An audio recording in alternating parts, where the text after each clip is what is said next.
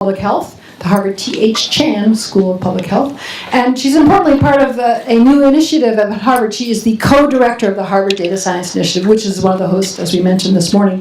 Anyway, it's a delight to have Francesca here. She has lots of honors and awards, but it really is mostly important to hear her work, which I think you'll enjoy hearing from. Thank you. Thank you. Thank you for inviting me, and it's such an honor to be here and see.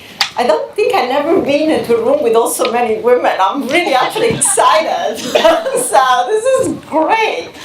So this is a talk about my own work and my own adventure, I will call it, where my goal in life is to try to use data science and data science tools to save the environment. So I'm going to start with the photo. This was President Nixon in the 1970s signing the Clean Air Act. And I consider this, which is one of the major public health story, actually one of the major public health success story.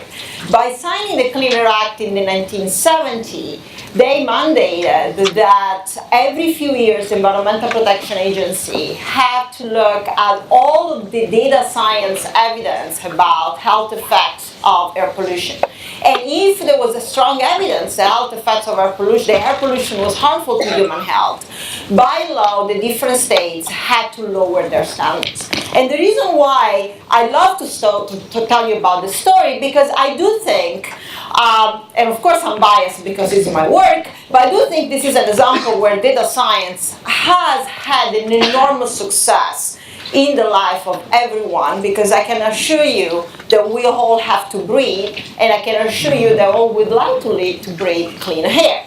So as you can see, these are the ambient level of the different pollutants in the air, and these are the different trends of how the air that we've been breathing in the United States has becoming cleaner and cleaner, and that was thanks to the Clean Air Act, and that was thanks to data science. These are where most of ambient level of pollution is coming from power plants. I will be mostly talking about fine particulate matters and other pollutants in the air. By the way, one thing also to keep in mind is the major sources of fine particulate matter are also the major sources of climate change, which is combustion of fossil fuels. So when we are thinking about data science and data to lower the ambient level of pollution in the air, also means targeting fossil fuel combustion, which also means try to combat climate change. So throughout my career, and most recently, more acutely in the last year or so, we were focusing on using data science tool on addressing these two very important questions for regulatory policy. One is the current exposure of fine particulate matter in the United States, one is also continue to be below the national ambient air quality standard associated with an increasing mortality risk. So right now, the national ambient air quality standard in the United States is actually pretty low. It's set at 12 microgram per cubic meter for long-term exposure. And the question is, are these standards low enough? Are we protecting our health if we keeping the fine particulate matter at this level? And then are some population more at risk than others? And that's where data comes from. I've been spending over probably the last 20 years on combining and getting and gathering national data sources with a tremendous amount of granularity to be able to routinely develop new methodology, a new data science tool to monitor whether or not ambient level of air pollution are safe to human health. We have been gathering data from all of the different pollutants in the air, from weather data, from power plants, from fracking wells, from traffic. We have been linking it to the claims data from Medicare and Medicaid service. As you all know, in the United States, the only population which is under national health insurance are people that are in Medicare, which are, the great majority, 97% of people older than 65. And so we know all of their medical records. These are a population of 62 million people per year. And then we're gathering all other information about poverty, socioeconomic status, obesity, anything you can imagine. So this data research platform has been, I would say, the major, I will call it, data science tool that will allow us to look at these questions. So we had, and by the way, this data science will be in an open science framework, and if you want to collaborate on this data, you're absolutely welcome, and you can email me. These are all Medicare participants, 67 million people per year in all continental United States. We know their zip code of residence, so we have been following them up to 2012, but now we have already updated it up to 2015. We know their mortality, we know every single hospitalization they have, when they have, for what they have. We have all kinds of additional information. And very importantly, we know their zip code of residence. That's important, it's not perfect, we don't know the exact address, but by knowing the zip code, we can get a sense of how much pollution they breathe. So that is just the national data. And so when you're thinking about analyzing this data, and when you're thinking doing even a time to event analysis, just think about that we're dealing here with the 480 million person years of observation. And then we gather her pollution data from all the continental United States. So these are, I call it, the raw data, the monitoring data. So the Environmental Protection Agency maintains this database. And so then here where we start thinking about data science and data science tool, although as this data is pretty comprehensive, you can see that there are several parts in the United States where are not monitored very well. Remember that the question I want to address is whether or not low level of pollution, ambient exposure to pollution below the National Ambient Air Quality Standard are still safe. And so we want to get a much better assessment of exposure to pollution. So this is another big element of the work which you're more than welcome to learn about. And again, this will be available in an open science framework through a PhD student of mine, and then Josh Ward's a colleague of mine at Harvard. We have been developing machine learning approaches, and this context a neural network, but this is a prediction model, so you can get wild and do whatever you like here. But the idea here is to take as an input the ambient air pollution data in all the United States, take many other input data, meteorological fields. We use satellite data. Satellite data now allow, through their aerosol optical depth, to get an imprecise measure of pollution for every 1 kilometer to 1 kilometer grid for all of the United States for every day. We have all of that data, the land use terms. We have output of chemical transport models. And so we basically train this neural network, and you can imagine it is actually a group of students for the Master in Data Science here at Harvard. They are playing with this data. You can imagine you can do prediction in many different ways. So we did by using a neural network, and we validated, and what we'll be able to do is to get, for every 1 kilometer to 1 kilometer grid, a validated measure of exposure to pollution for the last 12 years, and link to the medical record and the health data for the entire population of elderly in the United States in the last 15 years. So as you can imagine, and as you might know, we are living in a world right now where environment, it's not considered, or science supporting the environment, has been having a little bit of controversy. We published this important paper, which was really the first ever nationwide analysis looking at health effects of pollution in all the continental United States. And even considering just a standard statistical analysis, you can imagine that we are dealing with the 460 million person years. We're looking at ozone and PM2.5 concentration. But what was important is that we had a large number of population that were breathing pollution level that were much below the National Ambient Air Quality Standard, which was below the 12 microgram per cubic meter. And so, these are just some also like demographic about the study population. We have, of course, people that are underrepresented minority. We have also people that were double eligible for Medicaid, and these are, as you might know, a strong predictor of lower socioeconomic status. I don't have now here the time to go all of the excruciating detail of the statistical analysis and the algorithm.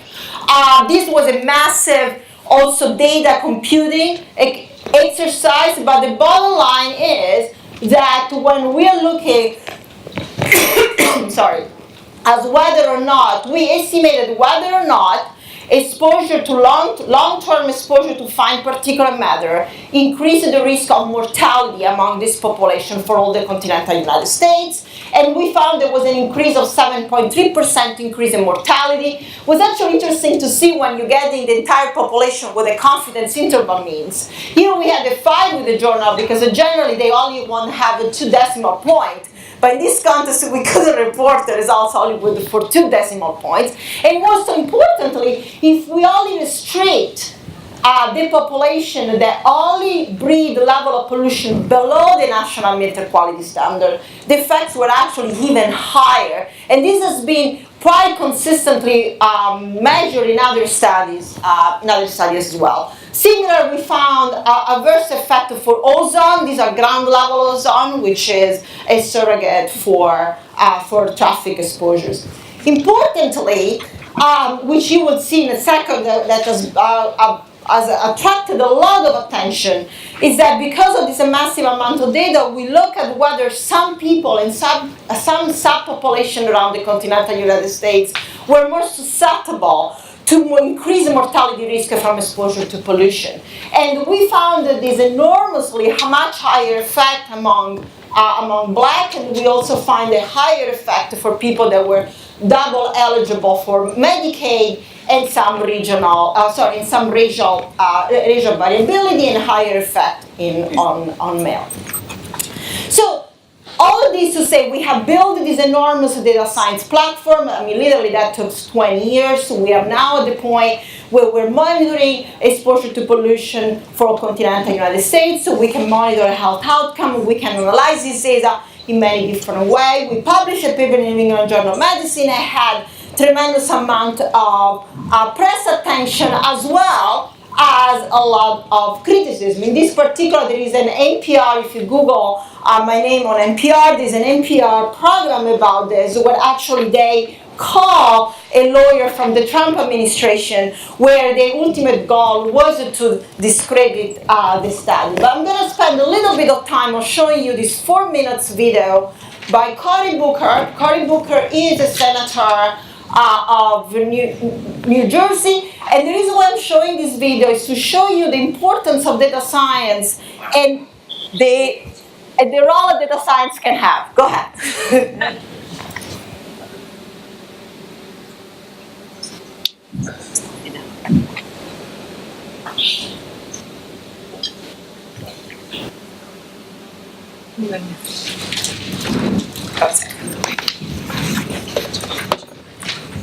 So this was at the hearing of Kathleen Harnett-White, which was the nominee of the Trump administration to have a higher level position at the Environmental Protection Agency to protect our public health. And so this is the cross-examination of Cory Booker, again, Kathleen Harnett-White.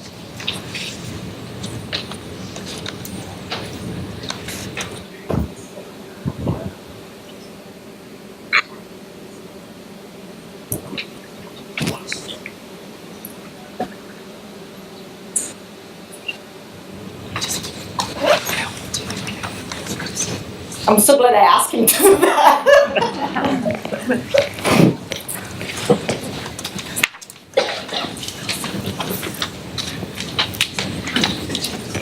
We could just listen to it. We don't need No, it's because he's going to cross-examine her. It's going to come up. Yeah, that's right.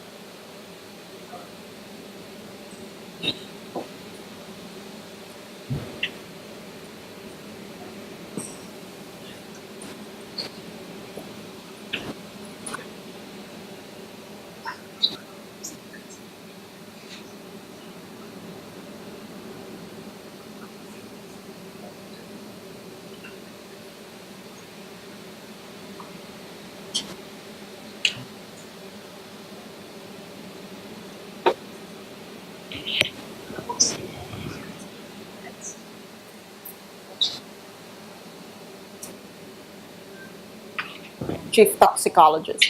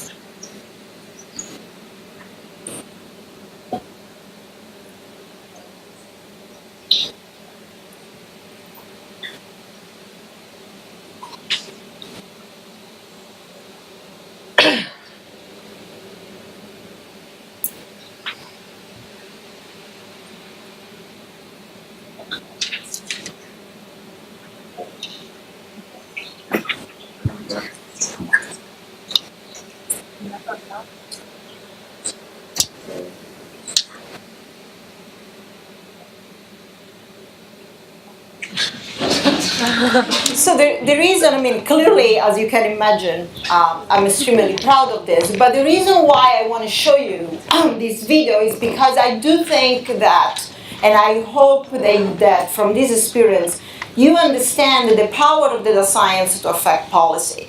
And I do believe that regardless of what is a conversation, regardless of what is the question, I personally believe that rigorous data and rigorous methodology and transparent science, even if it's going to get under attack at one point or another, in the long term, is the way that we have an enormous amount of responsibility and power. And so as a data scientist, I really hope you're going to get that experience that I was able to have with this. Let me see. Okay, and so she wasn't appointed. Actually, there was an article in the Washington Post, and clearly, am I going to solve all the environmental problem under the current administration? No. But data will stay, science will stay, and she's out. Now, this is not ending yet, okay? And that's why now we have Steve Malloy in the author of the junkscience.com, who has been going after us and accusing us of scientific misconduct, as well as emailing any conceivable, the president, the provost of Harvard, the editor of the journal, and they're going after because controversial data science is getting under constant attack.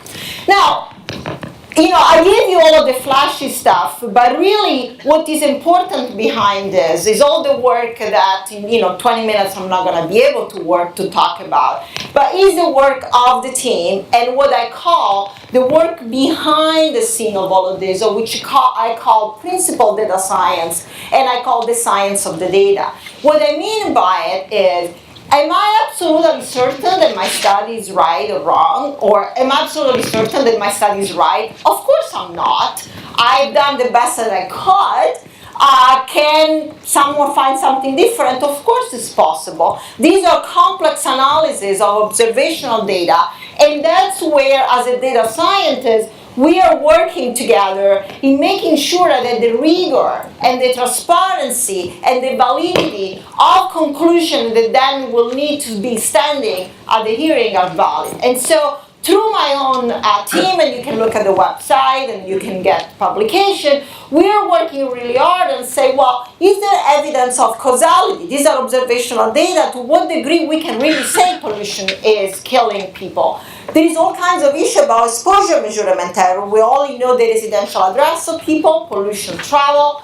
There could be a measure confounding bias. When I look at these different effect across the different subpopulation, that could be confounding. That could be how we discover groups that are more affected toward pollution and so on. And most importantly, how do we make sure that these results have the highest possible principle of reproducibility? I mean, this is just to say that there is nothing we can control in the world right now, and these are observational data. The most important question are going after observational data, and the only way that we can control is scientific rigor. And so I'm just going to conclude by saying that I wanted to advocate and tell you that we really feel very strongly, especially in this contentious environment, of the importance of open science and reproducible research.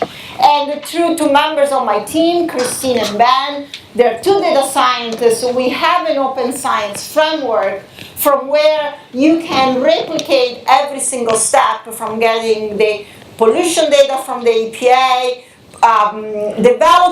we're using our own machine learning methods, developing your own machine learning networks to estimate exposure to pollution, to link it to the Medicare data, to analyze the data, and so on. And so there is an open science framework that is available for all of the people that are interested and define it here. So I'm just going to conclude if you have any questions, and there are references and more information from my website, and thank you for the attention.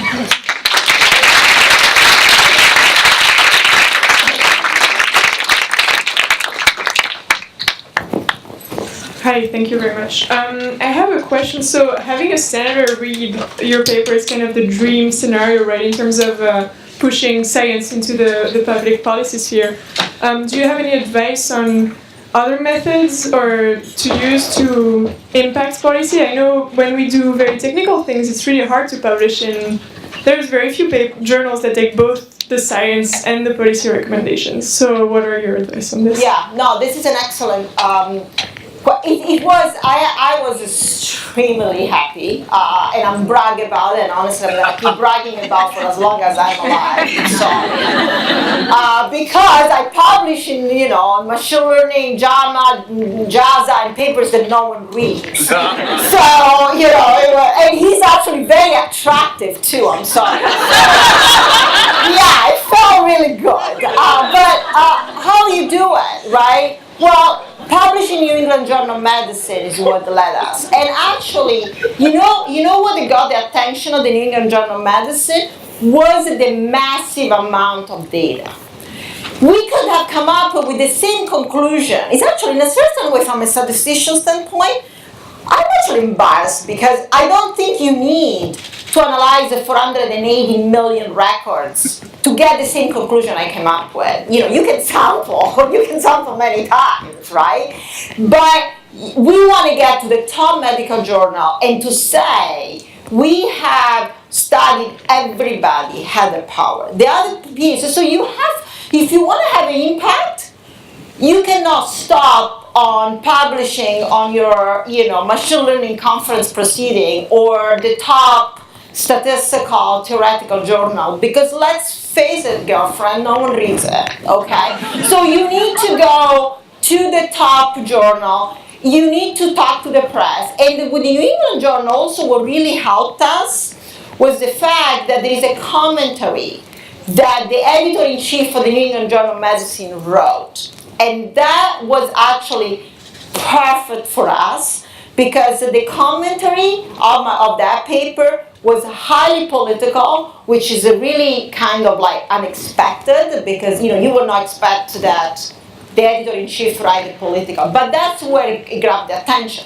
On the other hand, you also have to be comfortable on not sleeping at night, because I can assure you that as soon as we're going to help in the open science framework, I can tell you, I am ready. There's going to be some major articles that will say that this study is wrong. Right? Because if you want to change the world, people are going to go after you, and that's going to be the price you're going to pay to being open science. So someone is going to come up, and either there is an error there, which is possible, or even if there is not an error there, they're gonna say there is one. So I think that is the trade-off that you have to embrace of whether or not you want to have. But you have to publish on top high impact journals like, whatever, Science or Nature, to get the press attention and to get the impact, and they eventually having Cory Booker read it. One more question.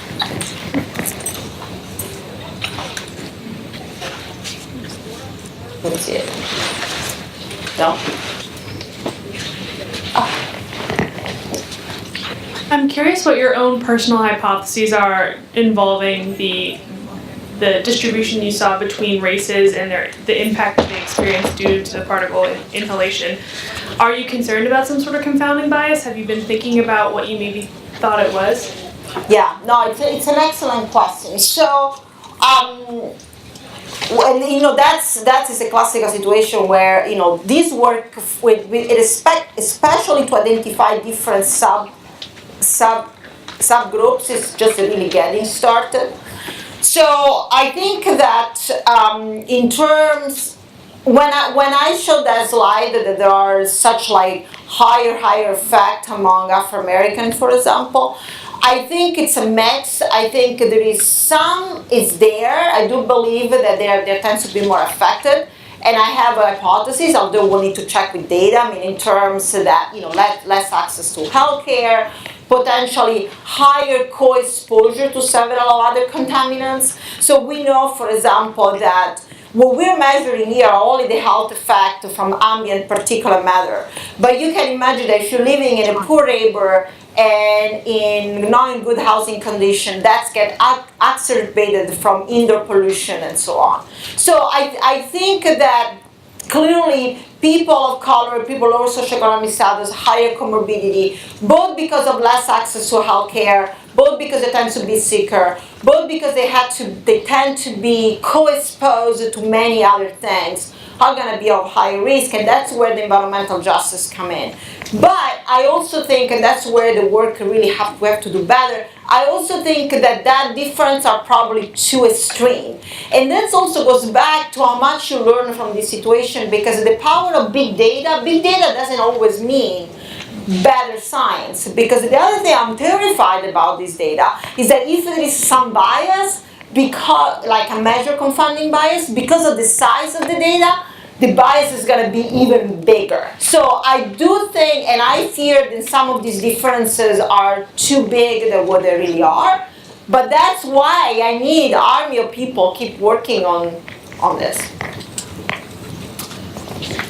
Well, thank you very much for your attention.